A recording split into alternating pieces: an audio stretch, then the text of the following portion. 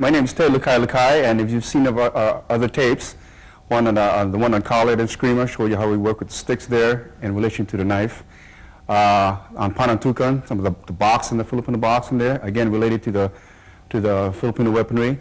The stick boxing, which is a combination of the Filipino and the boxing arts put together there. Well, today what we're going to show you is the pocket stick, sometimes known as the явара or the kuботан. In the Filipino terms, it's known as, it's called by the tabak malait or ulisi palad or ulisi palay or pali. And there's a bunch of other descriptions, but basically the pocket stick would be a good general description. Now they come in several different forms. The pocket stick can represent something like this. And here's a basic one, or two of them. Fits in your palm. It's a dowel that fits in your palm. It extends out on the thumb side and on the hammer side. This is the plain version here.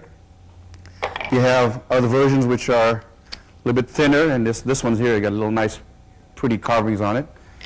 Okay, and here I got one that's especially made. It's a little bit heavier. Okay, and this one of my friends out there in Indiana here.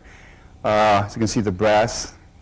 Okay, but they primarily represent things like, well, first of all, coming off the Filipino side of the weaponry, it represents the knife. And again, this rather than using the blades, I would recommend that. Why I like the pocket stick, because we can make it non-lethal. Okay, so like by folding the blade, we have the pocket stick in hand. Okay, so we have enough sticking out of the back end here and here. Okay, so for safety reasons, and if you're practicing it, please be very careful, and I would urge you to do it with the blade closed. Again, this is just a representation though. It also represents, I like using this as an example, this is a little flashlight. Okay, you can see it's a little inexpensive model, but this fits perfect here out on the thumb side, sticking out also on the hammer side. It also can represent a pen. I know a lot of instructors who use the pen or the pencil in teaching self-defense to women, and it's a very effective tool. Again, it's enough sticking out of both ends to where it can be used in several different ways. All right, now our next question is, why do you want to use the pocket stick? Well, number one, it is always better in my book to have something rather than nothing. Number two, it's legal, and it's non-lethal. It's also very inexpensive.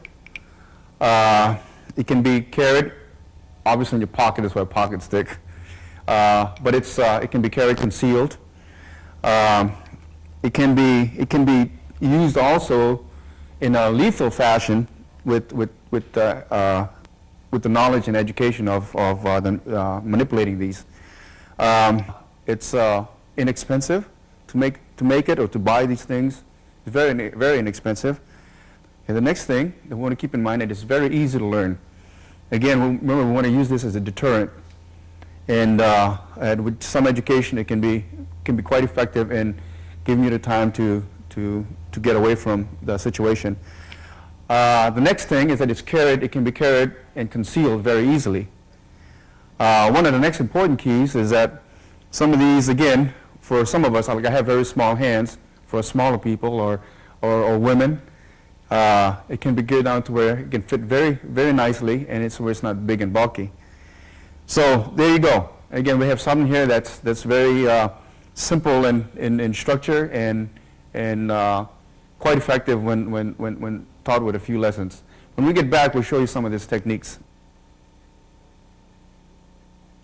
Okay, first of all, let's go into some positions with the pocket stick. Okay, so first of all, we have the thumb side and we have the hammer side. Okay, things can be done horizontally with the palm down or palm up position. Okay, you can go through your diagonal shots. There's a palm down, there's a palm up position. Okay, now we can go into a diagonal overhead in this fashion here. Okay, we can go into a vertical position, coming up, vertical position going down. We can poke with this. We can poke and rake with this. Poke and rake with this. So there's several different uses. We can also slap with this on this position here, like this. Okay, so as you can see, it's very basic. Now, of course, you also punch. You can do your vertical punching with this, or you can do your horizontal punching with this. Okay, more like into a boxing fashion. So again, to however you feel comfortable with using this, it's not as complicated as some of the other weaponry. You just hold it. It's like a roll of quarters in the old days, if you happen to have a roll of quarters with you. But there again, whichever way you turn this, you can use it to hit. You can also do it in this fashion here. All right, what we're going to do here is what we call single sombrada drills. Okay, basically we're just going to exchange one hit, one strike, and then one counter, following back to back. Okay, again, these are drills that are designed so an average person can take them and more easily than most learn off of them while still containing a flow of some sort. All right, what we're going to do, Rich and I, is we're going to take an angle 1 or a strike 1 here. As you can see, he blocks, strikes and blocks, and I'm going to continue off of here. Now this is going to be simple. Boom. Okay. Now what this is signifying is you're hitting in checking position. Okay. Now we can hit on the wrist area. Okay. And we can change all areas here. We can hit more towards the bicep area as well, which is hitting to the inside. Okay. And out to the shoulder area here.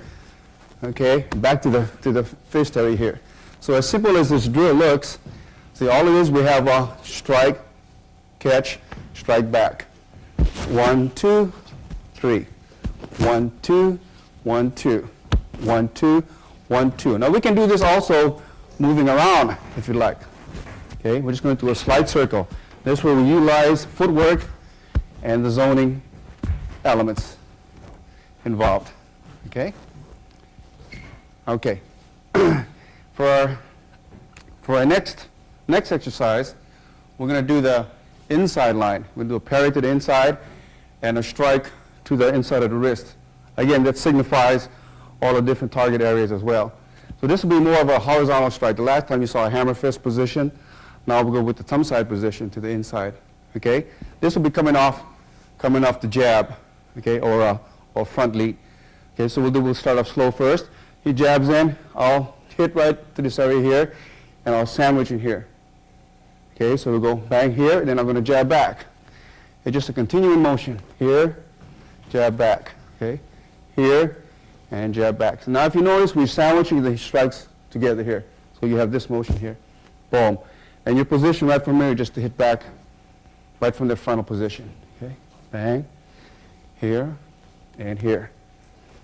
Okay, so this again keeps it simple enough. Okay, now we can utilize, if you notice, Rich and I utilize still some footwork, although we're not going too much in the circle or anything. This helps the uptick or the snap in the body. Okay? Okay, Rich. Thank you, sir. Okay? All right, our next one will be off this angle here.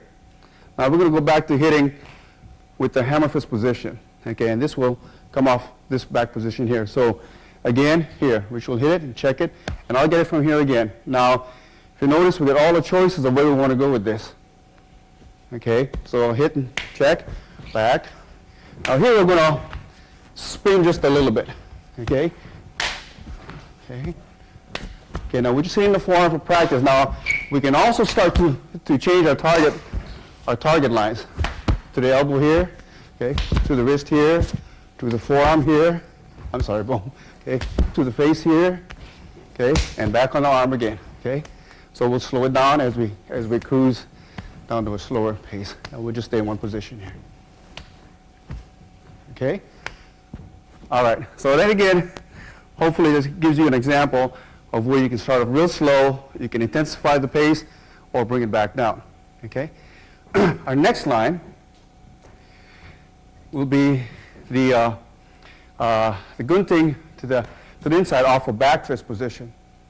Okay, last time we took it off a jab. Now we're going to a back fist position. Now again, we're going to hit off of here. Back fist position is very basic, right? So you strike again, like the inside one off the jab, but you're taking off here, and you're going to come back into the back fist position here. Boom, here, boom. Position here, boom, here, boom. Now here again, we can move again. The inside. Now, if you notice, Rich and I are now switching targets on the inside here. Here, back to the wrist. okay, to the arm, okay, to the bicep. Okay. Now we're going to slow it down again as we come to a close here. Okay.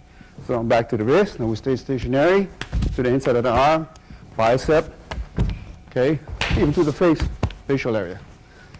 Okay. All right, what we're going to do here is to show you now all those different type of techniques and strikes and angles and combinations of the single sombrada floor drill. What we're going to do is just have an exchange here. This is still in drill fashion, but what you'll see is an exchange is someone follows up and then he'll refeed another line, and then the other person will follow up. And what this does for you is gives you continuity in following through with your defense and then going to offense.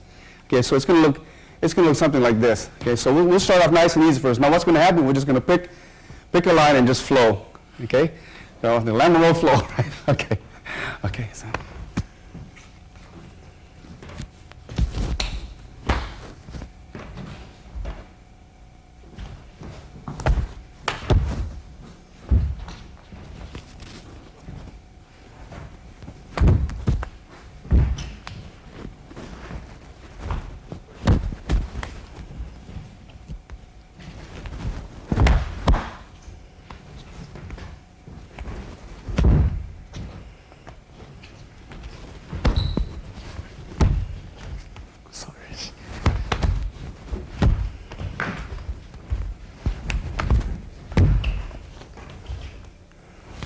So as you can see, we're just fitting in.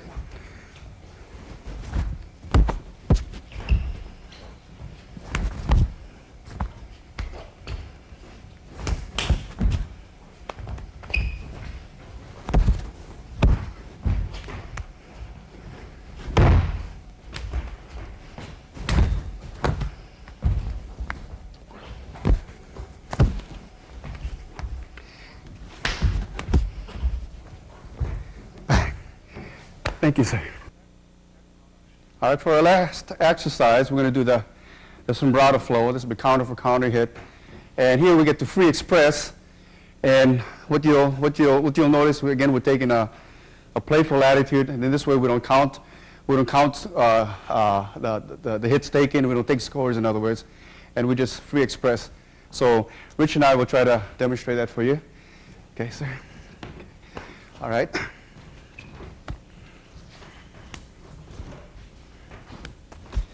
If you notice, we're just trying to find all the different angles to utilize the footwork as we're working here, and just playing and working on the different lines as we move. Now we're just trying to stay in a straight posture right now. And basically, this is a form of exercise we can have a lot of fun and not really think about getting hurt here. But here again, keep in mind, we're using the pocket stick, but in our focusing on the targets, we're using maybe a knife or a pencil. So if I'm stabbing here, or if I'm hitting with the knife in a pick position, okay, I'm cutting under the arm, and Rich is doing the same thing to me as well. Okay, and again, we're just playing and working out. Okay, then we'll pick up pace just a dash. Just enough. Okay, Rich smiles, but go ahead, Rich.